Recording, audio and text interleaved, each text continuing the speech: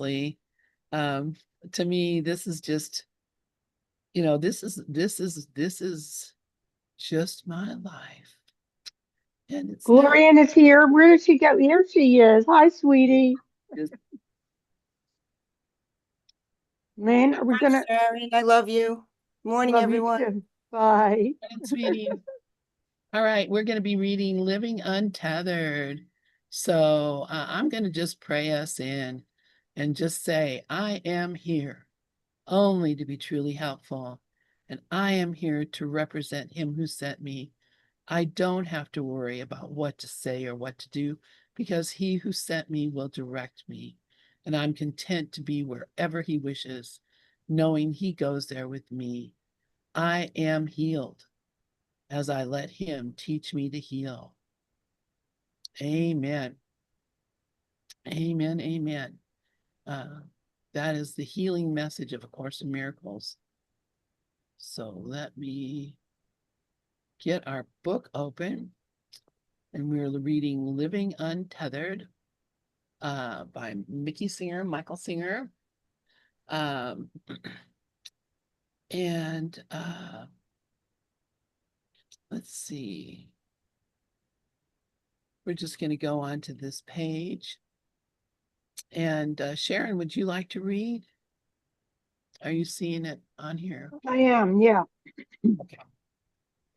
Think about it for a moment. What you want the weather to be has nothing to do with what's going to be. The weather has to do with meteorology, not your preference system. If you really want to know why it had to rain on your day off, go study science. A wise person realizes that the world is not going to unfold the way they want it to be because it's not supposed to.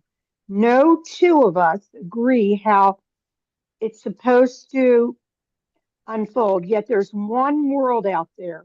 We best leave reality to either science or God, not to everyone's individual preferences. The world in front of you has the power of reality behind it.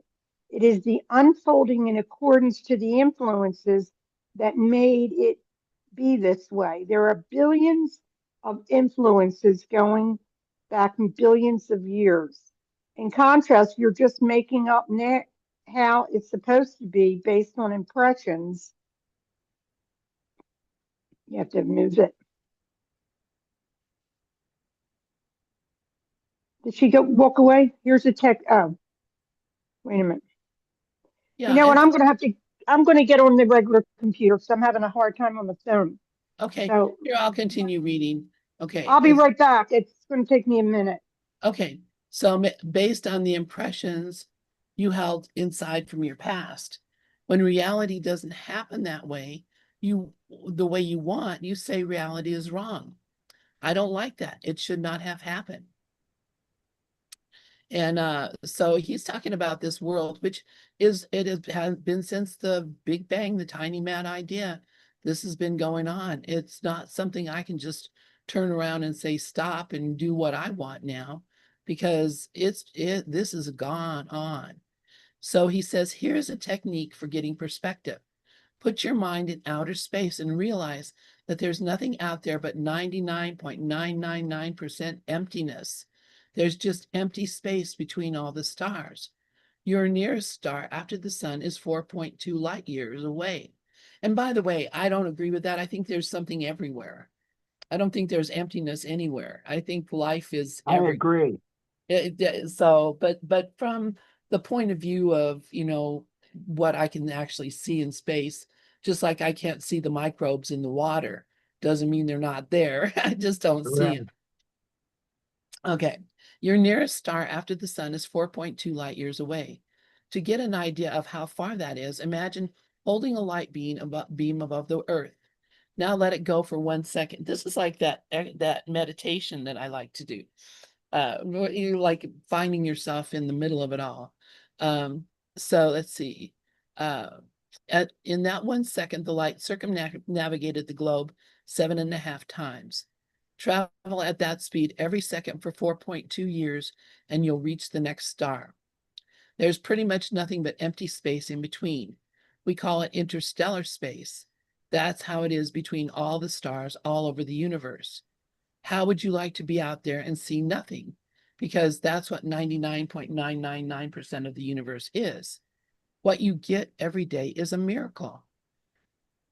There are colors, shapes, and sounds, along with all the amazing experiences you're given with each passing moment. Yet all you do is say, no, it's not what I want. Of course, it's not what you want. That's not the point. Instead of comparing the moment in front of you against the preferences you've built up inside your mind, why don't you compare it against nothing? Since that's what makes up 99.999% of the universe. If you do this, you'll find yourself being thankful that you get to have your daily experiences. They are certainly better than empty space. That's how a wise person lives. The alternative is to suffer because things are not the way you want. Previously, we discussed Buddha's first noble truth. All of life is suffering. Now we get to the second noble truth. The cause of suffering is desire. In other words, the cause of suffering is preference, deciding how you want things to be and getting upset when they're not that way. Not surprisingly, it turns out Buddha was right. Events don't cause mental or emotional suffering. You cause yourself mental and emotional suffering about the events. If you are not doing that, things are the way they are. Always remember, it took 13.8 billion years of everything unfolding exactly as it did for the moment in front of you to be the way that it is. A perfect example of how we cause ourselves mental suffering is how we view our bodies. When you're young, you look a certain way. You get older and you look another way. What's wrong with that? It's just miraculous. You watch your body change all by itself. That is a natural process, and it should not cause suffering. Likewise, in this life, you go through many different experiences. They should not cause suffering. Experiences are not suffering. They are experiences. But if you decide how you want them to be, and they're not that way, then you suffer. Suffering is caused by the contrast between what you mentally decided you wanted and the reality unfolding in front of you. To whatever degree they don't match, you suffer. And believe me, that's exactly how I've experienced. Once I learned that suffering was caused by my own thinking, I stopped suffering. And I don't suffer. And it's a kind of funny thing because you know other people suffer when they think about me. They think, oh, Lynn is sick. Oh, Lynn has this health challenges. Oh, Lynn, got in an accident and lost her eye. Oh, Lynn had this go wrong and that go wrong. And Lynn doesn't see it that way at all. Lynn sees it, oh, this was an adventure. Every bit of it has been just a glorious adventure. And sure, there's days that I think, wow, if I could only see out of my eye again, what a difference it would make. Or if only I had not I was given an antibiotic that destroyed my vestibular system. So I have no sense of balance. The balance experience that you get from the vestibular nerves in your ears does not exist for me because those nerves were destroyed. So, I can say every time I fall down, oh man, I wish I had that vestibular stuff back again, but I don't. I just say, look how silly I'm falling on the ground. let me fall so that I don't get hurt. I learned how to fall so I don't bump into things as much as possible. But I also know that the minute I start going, I'm going. I can't stop because I have no sense, although I have priopriation, which is something that's in your joints and your body naturally that does help you with your balance. But the fact is, I just laugh now because I used to think it was the end of my life and my career and everything, that I couldn't, go hang out at uh,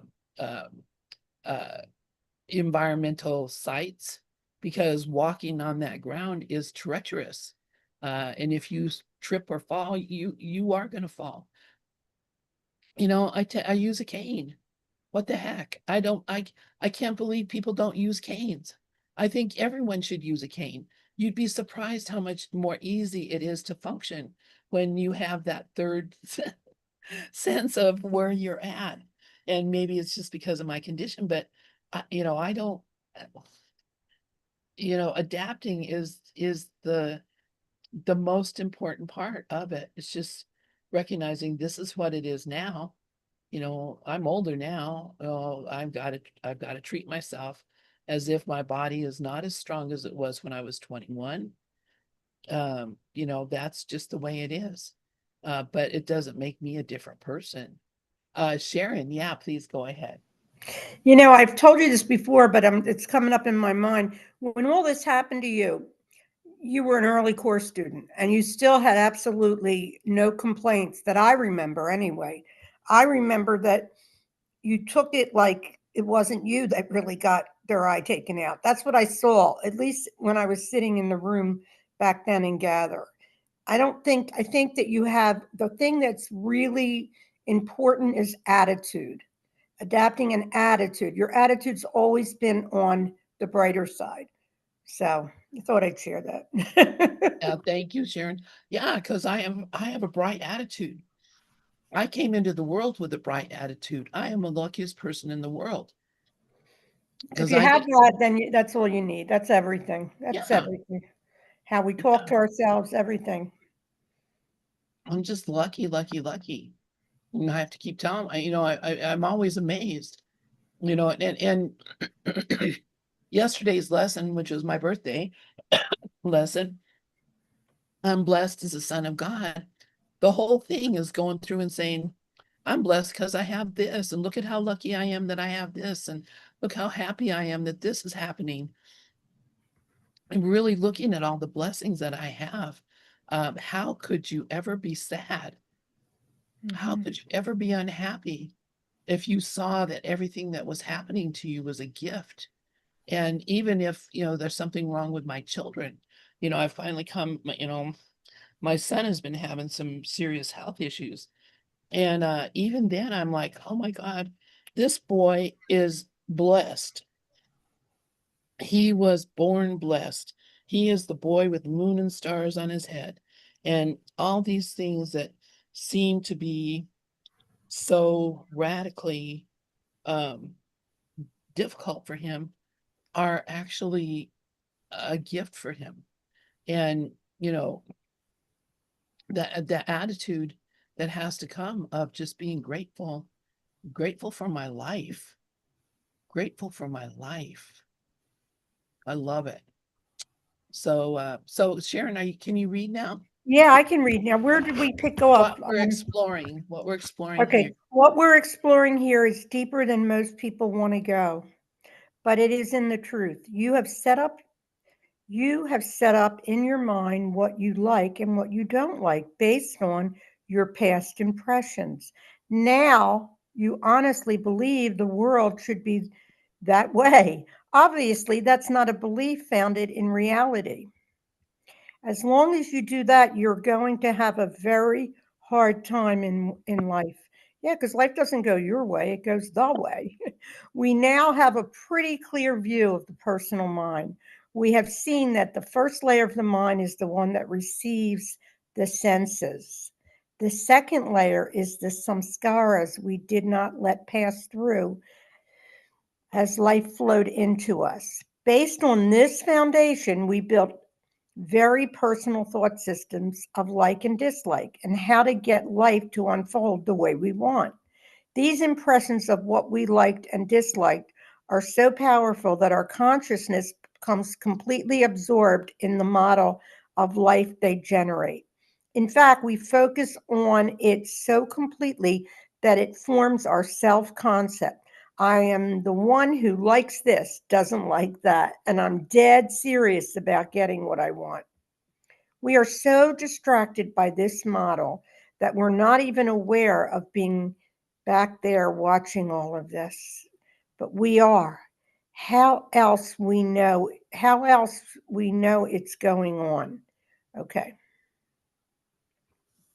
I want to say good morning to Elizabeth and Robert. I think Robert's here too, right? Yeah. Who else did I miss? Oh, Rafi. I have Rafi, Elizabeth, and yeah, there's Rafi. Yeah. And Robert. Yeah. All right. You're in there and you have the ability to create a thought. Right now, say hello inside your head. Say it over and over again. It's doing it, isn't it? If you had not purposely said that word, it would not have been in your mind, would it? You clearly have the ability to willfully make your mind create thoughts. In general, there are two very distinct types of thoughts: willful and automatic. The first one, well explore, as its name indicates, is a thought that you willfully create. You can willfully create thoughts in two different ways. You can create auditory thoughts through the voice inside your head talking to you, saying hello, or you can create visualizations in your mind's eye. For example, right now, visualize a boat. Do you see it in your mind? Now visualize a bigger boat and even a bigger one. See Queen Mary in there. That boat would not be in there unless you purposely willed it to be. Once again, we see that you clearly have the ability to make your mind create thoughts. Yeah. And that is really the course, it's saying the same exact thing in just a different way. There's another category of thoughts beside thoughts, automatic thoughts. These are the thoughts you did not purposely decide to create. They just pop into your mind on their own. You may pay attention to them once they're there, but you did not willfully decide to create them like you did with the boat. The vast majority of your thoughts are automatically generated.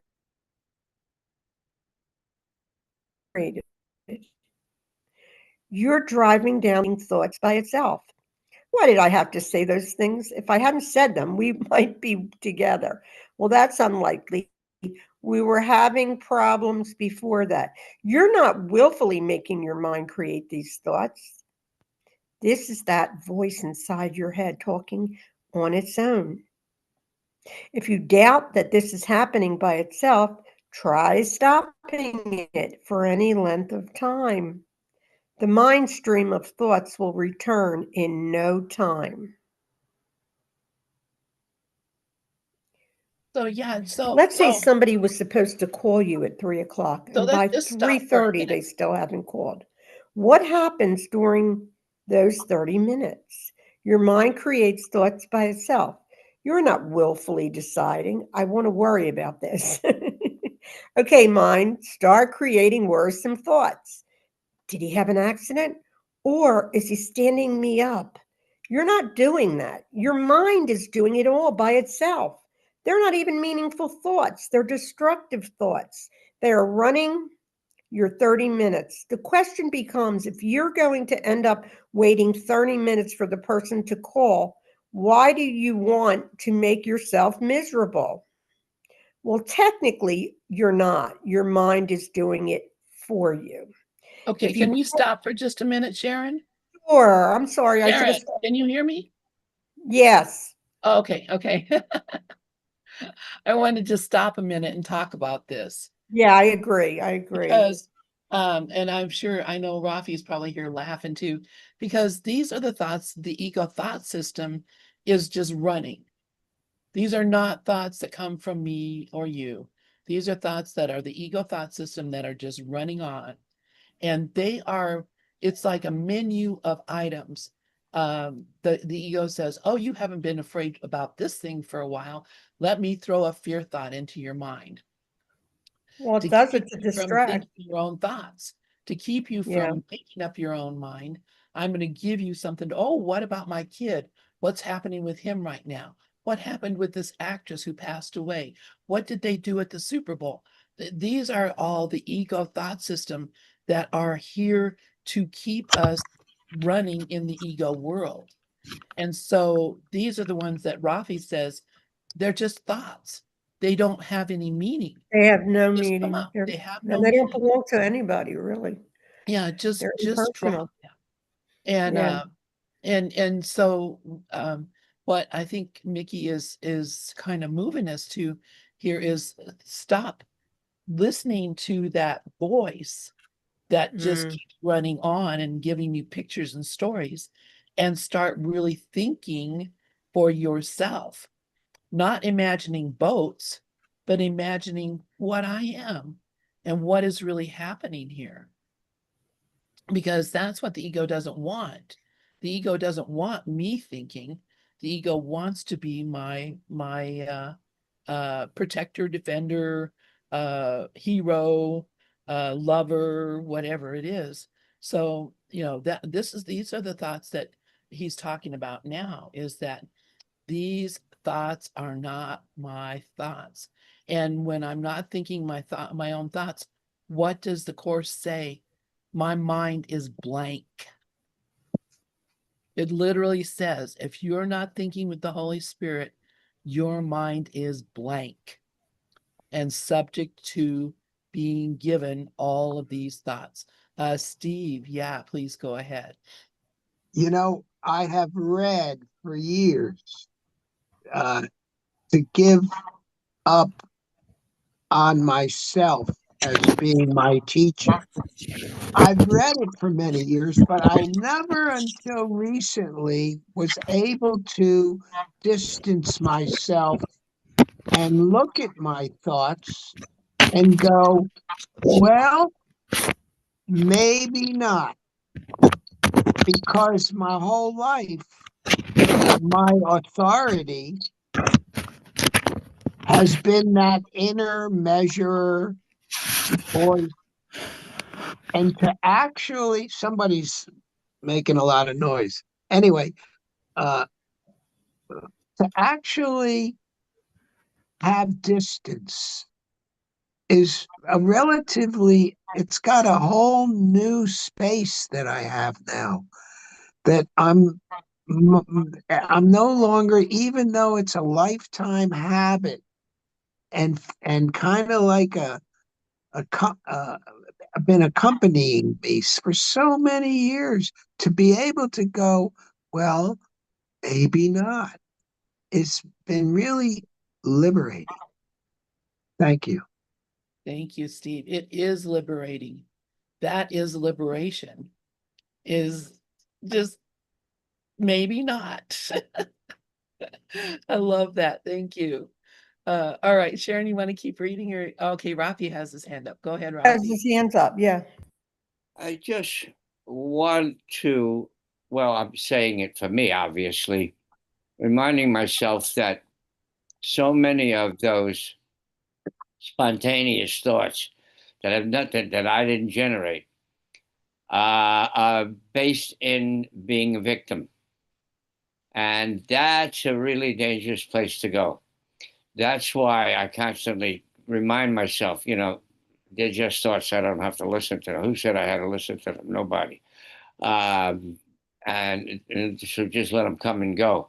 But that victim thing, if I start identifying with that, then we're on a trail of misery, and then ego has perpetuated, and there's no way in hell I'm going to let that happen. So I just wanted to share that. Yes, because you have a choice. Before this, I didn't know I had a choice. I thought those were my thoughts. And thank God for everything that has come to me to show me those are not your thoughts. Those are thoughts that are there to, yeah, make you a victim, make you afraid, put you in a place where you can be controlled. And, we see it all the time. Our culture does it, our government does it, religion does it, our medical community does it. They're all trying to put us in a place where they can control us, because when we're under their control, then they don't have to worry about being attacked, or so they think. Although you can tell it just sets you up to be attacked because people it's essentially cannot stand being controlled. We don't want to be controlled, but the ego controls us totally all most of the time. Steve, yeah, go ahead.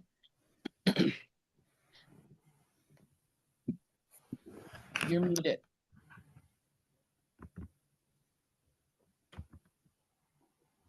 Steve, did you want to say something?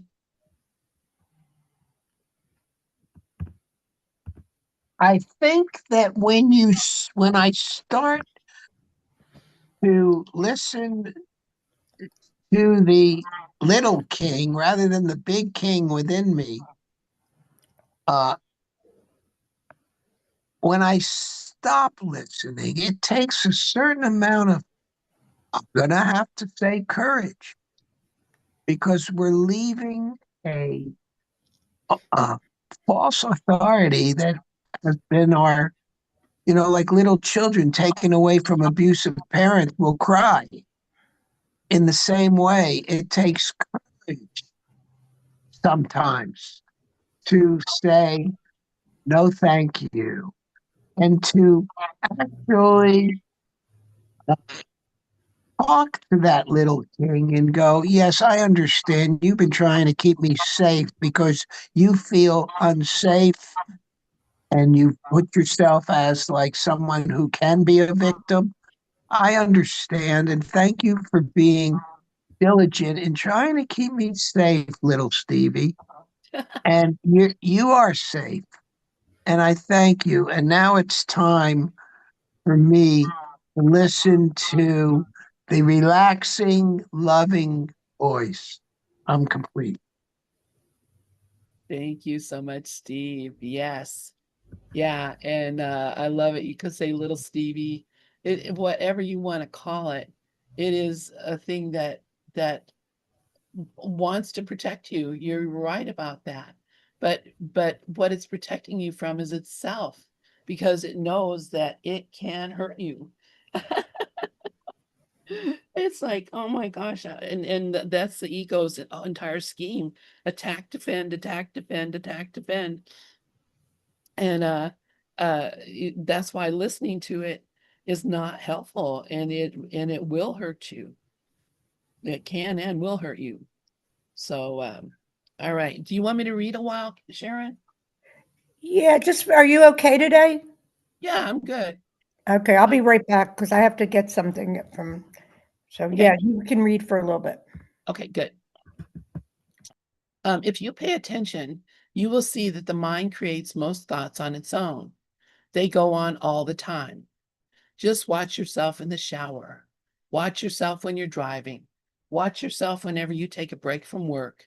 You'll see the mind is constantly creating thoughts. Even when someone is talking to you, the words may be coming in through your senses, but you're not totally listening to them. You're also listening to your mind's reaction to what's being said. You're thinking, I don't agree with that, and I would never do it that way. Your mind just made the discussion all about you instead of what the person is saying. If you watch those automatically generated thoughts, you'll see they range anywhere from funny to frightening. Regardless, is it so smart to have all that noise going on inside your head all the time? If you bother to pay attention to it, you're going to find out that it's not. And as I was reading this, I'm thinking about that's why the nonviolent communication practice is so clear, because it really does make you focus on what you're hearing and what you're saying, and recognizing that, yes, it's so easy to make this all about me. When someone says, oh, I tripped and broke my arm, and then you say, oh yeah, I remember when I broke my arm, and this is what happened, and this is what happened. You're going off into your own little world, and you're not paying attention to the person you're having a conversation with. And that's just an extreme point. It happens all the time in every conversation if you're not paying attention. This is why it's so important to learn to listen and listen from the Holy Spirit mind, not the mind of Lynn, the thinker, who has an opinion about this or had this happen or knows about this or read an article in a magazine about it or heard about a story about another person who had it even worse. You know, this is how the ego just keeps you trapped in this crazy world, is by keeping you caught up in these, oh, what does Jesus call them? Pitiful private thoughts. Uh, he says, wouldn't you rather think with the universe than to be thinking with your own personal, pitiful, private thoughts? He is just cold. Rafi, yeah, please go ahead. And then I see Glorian has her hand up too. Go ahead, Rafi. What I remind myself is that this ego mind, the thoughts are automatic, yes. So they repeat automatically, they project automatically, and then they reference themselves automatically. If I say sheep, you get a picture of a sheep in your head, and then it starts recognizing or automatically referencing everything it knows about sheep, unless you cut it off. And unfortunately, we have the power to sit back and look at that and discriminate and go, wait a minute, that's what the heck has that got to do with what I am?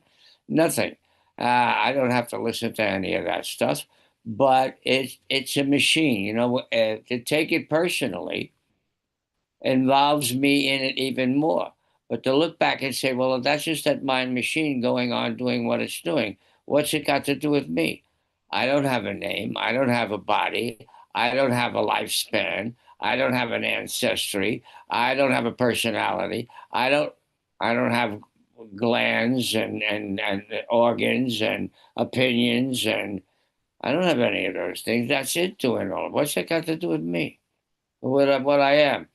And that gets me to the quiet that is the reality, beyond thoughts and beyond and all non-living feelings that can be released on the spot. So I just want to share that so I can remind myself of it. Thank you. Thank you, Rafi. And boy, that is the best thing you can ask. What's that got to do with me? And we had one that we used to say all the time, I think probably before you started coming in. So what? So what? Because it has nothing to do with me. Glorian, please go ahead. Hi, good morning, everyone. Thank you. The sharing is tremendous, and this paragraph is tremendous. And I just want to say, Lynn, something you said last night, which was really, really important to look at, that we don't need to say anything. I need do nothing. So someone mentioned that our purpose is forgiveness. So we know that that's non-judgment. So if we, when you said that, it was like we're going to look at these feelings that are fueling the fear, but we already have the remedy to it. And we have to recognize that our needs are not going to be met outside of us. Everything is an internal process that we have to come to that place of remembering who I am and accepting our purpose as being forgiveness. And, we're always seeing the past.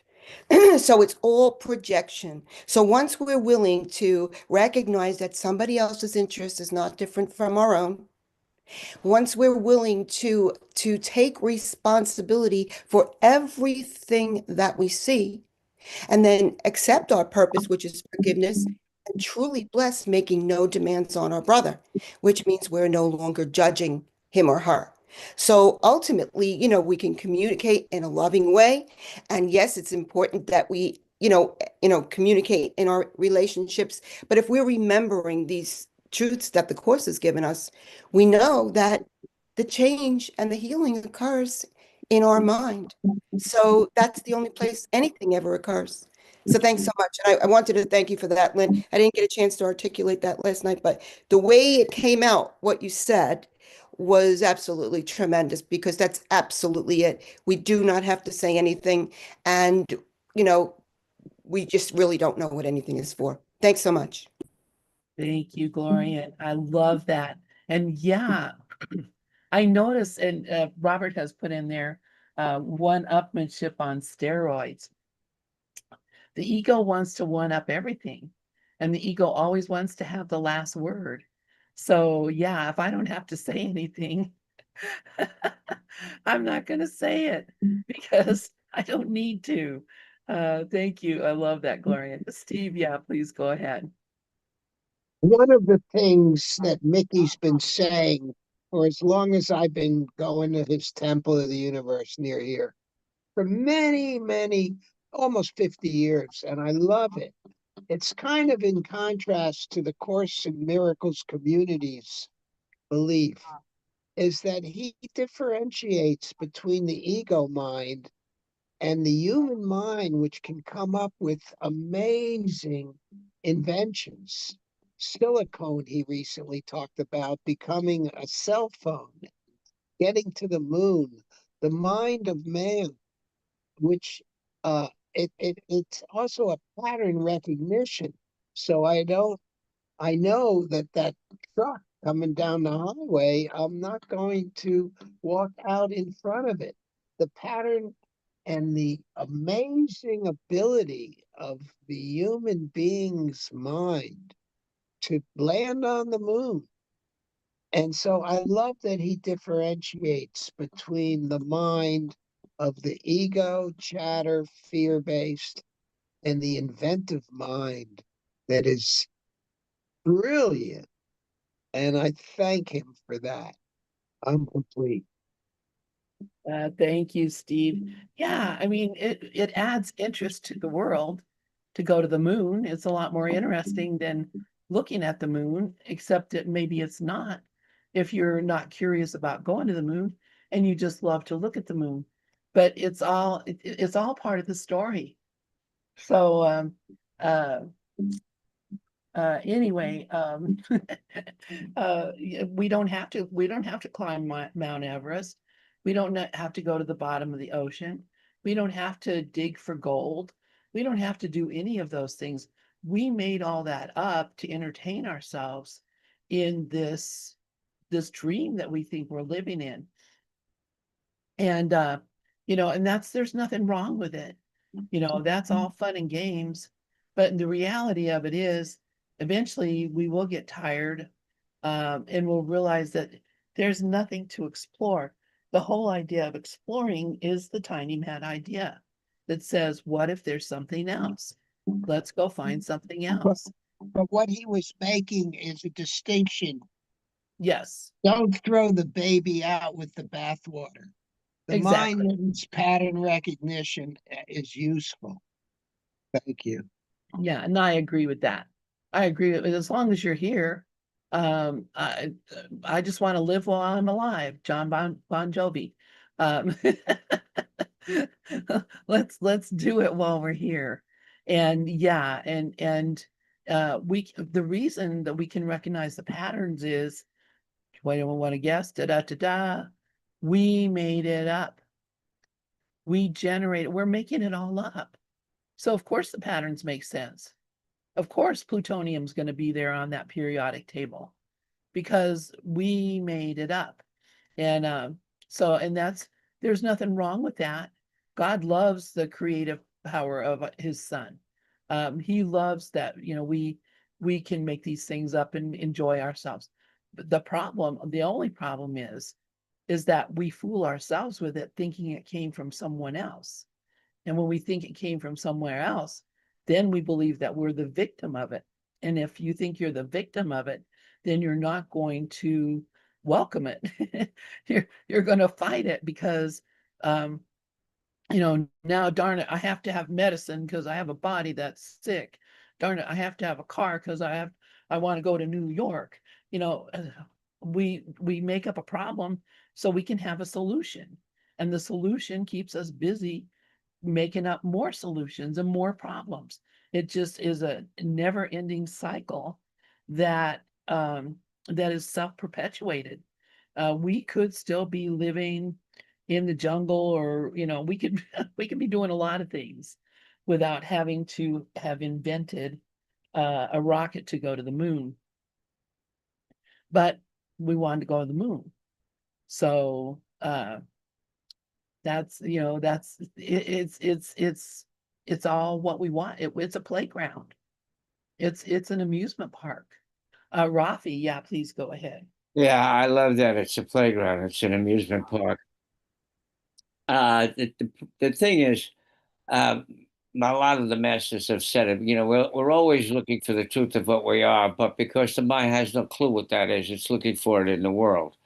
So if I get this, I'll be happy. If I get that, I'll be happy. If I get this, I'll be better off. If I be my dream life keeps getting better and better and better and better all the time. The key to it is I'm not attached to it. It's it's a bonus. It's residual to the truth of what I really am. It's an indication of the unlimited abundance that is the truth of what I am. So there, it's showing me that there is that this realization of this infinite, unlimited abundance, this infinite, unlimited love and peace and bliss and happiness that I am is always there, and it's giving me a little examples of it in this dream world. Don't get attached to the dream world, Rafi. Pay attention to the truth of what your purpose is. And the rest of the stuff, how many times have we heard, seek ye first the kingdom of heaven within, and all of these other things will be given to you? Well, I prove that to myself all the time. But seek ye first, okay? That has to stay primary. It is the only purpose. Thanks. Thank you, Rafi. And yeah, I mean, that's a conclusion you have to come to on your own, that seeking first the kingdom is the most important thing.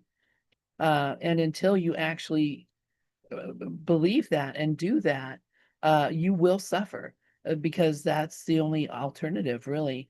To heaven is hell. And so that seeking me first, but that means, you know, seeking first before the car, before the new house, before anything else, the friendship or the love relationship, or the piece of candy, or whatever it is, before every single thing. Seek ye first the kingdom. And if I seek the kingdom first, then everything that appears to me is is just a blessing. It's just a gift from heaven. Every single thing no longer becomes something that I have earned in some way or the other, because I worked, or I begged, or I was kind, or whatever. It just becomes that it is the only thing that actually is possible, is that you will find the kingdom if that's all you're seeking. But if you're seeking for the other thing, which could be a tiny little thing, it really is a mind training to bring us to the point where we remember every single time. Ask before all things, what is this for? What do I want? What is God's will? And if we ask that before every single thing, then we would be only seeking the kingdom. That takes great discipline to be able to do that. But the discipline comes from the practice. So it's just like playing a musical instrument. I said last night that my nephew's house burned down. The one thing, they're all musicians, the one thing they were able to rescue was their instruments, their pets and their instruments were what they were able to rescue from their burning house. And, you know, why? Not because the instruments were so important and couldn't be replaced, but they represented a practice. They represented a joining that they have together as a family and that they share with the world. So for them, that was the important thing, was, you know, this is the thing that is important to me, not, you know, my safe or my, uh, you know, there were a lot of, they lost about everything in that fire, I guess. But but he is in that kind of state of mind too, is, you know, seek ye first the kingdom. Of course, he's lost a child and lost many things. So, come to recognize the importance of reality. So, anybody else have anything to say about listening to the noise in our head and believing what is being said? Well, let's continue reading. Sharon, can you read now?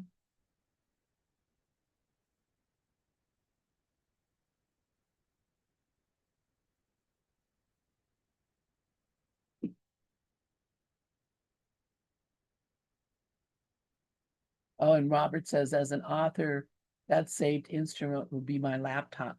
Well, hopefully you've got it all backed up on the cloud, because when I broke my shoulder and they stole I fell up at the airport. I fell and broke my shoulder. My luggage went to Boston. It came back to me. My laptop was gone. And my book that I was writing that I thought was so important was on that laptop. I was devastated, but I said, okay, well, I guess I'm not supposed to write a book. Then, like a year later, on another computer, I went into something called OneDrive that I didn't even know I had. And there it was. My whole book had been backed up in the cloud without my um, without my knowledge or permission or anything, but it was all there. And when I started looking at it again, I realized I don't need to write a book. What am I talking about? Even though everybody told me, write a book, Lynn, no book for me right now, maybe later, maybe when I get 80, Bob. Rafi, please go ahead. Yeah, I was going to say, if nobody else wants to read, I'll read. Okay, great. Thank you. I appreciate it. So, where do these thoughts come from?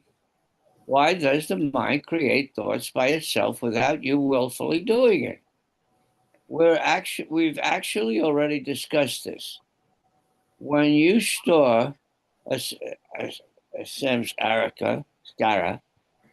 an unfinished mental and emotional pattern, that pattern will not sit quietly inside of you. Yeah. Ah. Anything that ever got stored inside your mind because resisted or clung to it, trying to release. Hello.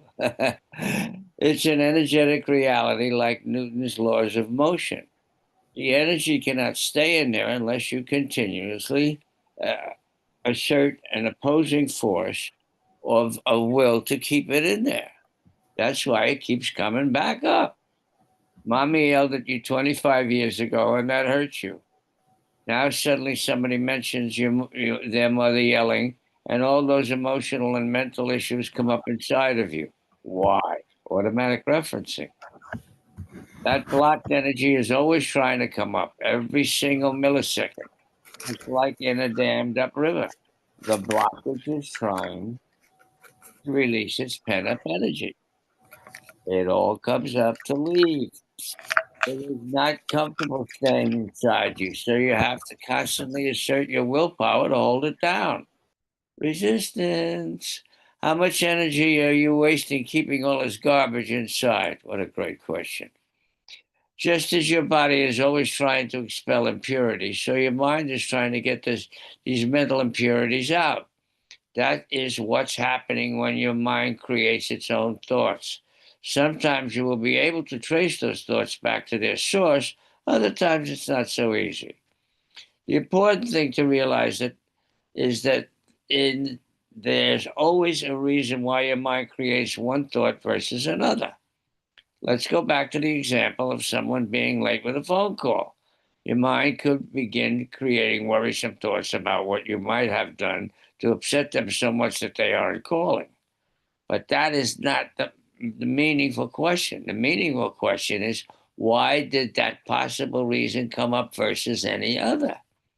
Turns out when you were 10 years old, somebody once said, "You're right, I didn't call you. It was on purpose because I don't like what you did." Now, years later, when somebody doesn't call, that comes back up. It's all stored in the subconscious. Wow. What if years go What if years ago, what a person didn't call, the reason was that they wanted to surprise you by personally coming up with a special gift? Now, when somebody doesn't call, you feel all excited about what might happen next. These impressions get left inside you. They will continuously try to release pent up energy, and they will end up determining thoughts your mind creates on its own. This is the nature of almost all your automatic thoughts. They are not to be they are not to be seen as some important truth or great insight into what is really going on. They are simply your mind attempting to cleanse the pattern you have stayed in there. And fortunately, we have tools to assist us in that cleansing process. Yay! Yay, and that's beautiful. Thank you, Rafi. And this reminds me too of that work that Sandy Levy does, that Diedrich Walsack does, where they ask you, look at where's the first time that you ever felt that you were being abandoned, thought that you were being abandoned. When's the first time? And you can go back in your childhood and say, oh yeah, when this happened and that happened. And then they can say, well, what did that have to do with you? That had nothing to do with you. And why then are you taking it as being a reason for your doing or not doing what you're doing or not doing now? And once you can forgive that belief, then that's where we were talking yesterday about forgiveness. Forgiveness is looking at that belief and saying, that was never true. And when I recognize that what I thought was true was never true, I can forgive it completely and no longer be affected by it. So that's the forgiveness is just being able to let go of the untruth that's in your mind about the circumstance or situation. And when you can do that, then you actually can become free of the effect of that particular situation. So he is talking my language here too, cleansing the program. That's clearing it out. And that's what Sandy Levy does. And that's what the release technique does. And that's what A Course in Miracles does. That's what we're doing, is trying to get rid of those patterns that are not, that are just the ego thought system that is running the show. Yeah, Steve, go ahead. And thank God I don't need to track down every cause, early trauma, or whatever to be rid of it.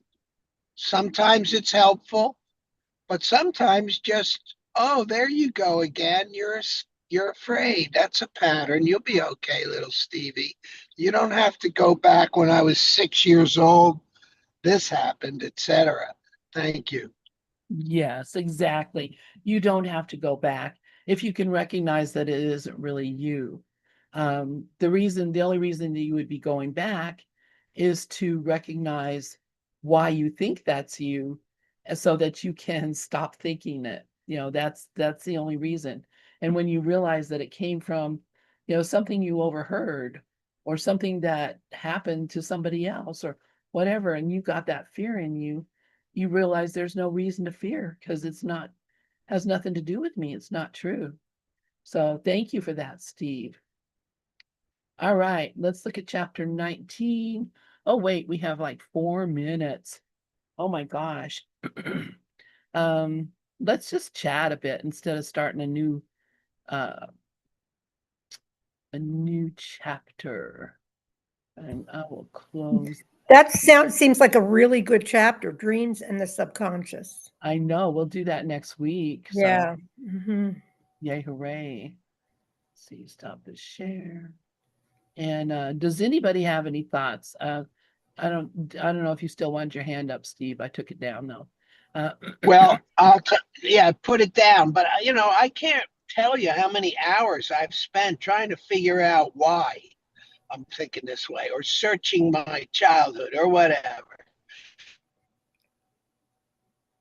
Right. Well, what did you do with it once you figured it out? See, that's the thing, is what do you do with it then? If you just do it and say, wow, I didn't deserve that, and that's too bad, then you're going to be making the same mistake. But if you look at it and say, wait a minute, That had nothing to do with me. That was their problem. Then you can just let it go. Yeah, because it makes sense. Oh, I see. I internalize something that really doesn't really have to have meaning. Thank you. Yeah, exactly. I gave it a meaning that was not real. So yeah, that's so simple then to let go of, because it has no value. Why hold on to something that has no value? Yeah, Rafi, go ahead. Well, you pretty much said what I was going to say. Just adding to that is the best thing I can do is when that happens is to let go of wanting to figure it out.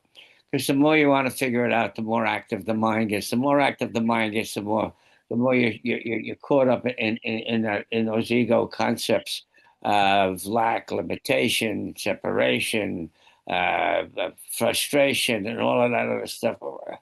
You don't want to exasperate. I don't want to exasperate any of that. So the best thing I can do is let go of wanting to figure it out, let go of wanting to know what to do about it, let go of wanting to know what the answers are, let go of wanting to know anything just for this minute.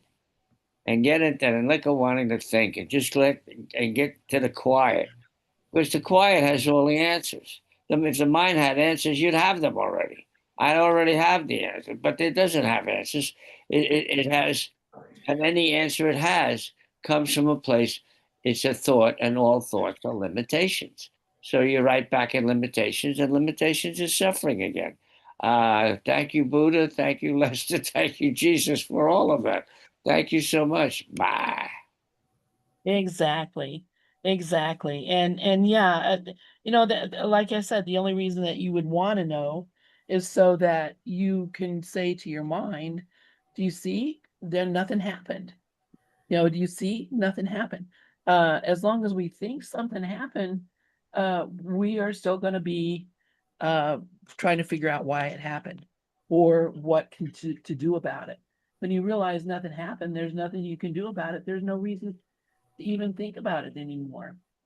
But if you still think something happened, which a lot of times it doesn't matter, you still think something happened, then you're going to want to figure it out and stop it. It's coming to the place where you know it's not true. No, it's not true. All right. I'm going to go ahead and stop the YouTube. If you're watching on YouTube, feel free to join us here in acimgather.us.